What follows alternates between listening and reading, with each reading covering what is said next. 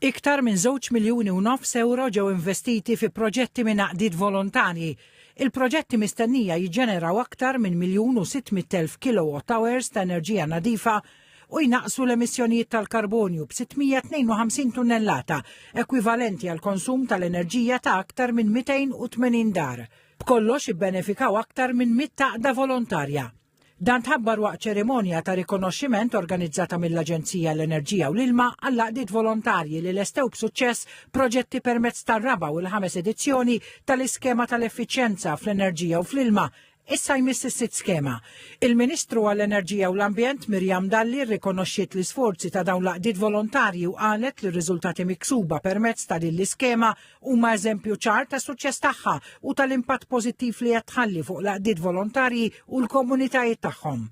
L-għaqdiet volontarji li benefikaw jinkludu assoċjazzjonijiet sportivi, każini tal-banet, għaqdiet soċjali u oħrajn li jgħinu gruppi vulnerabbli.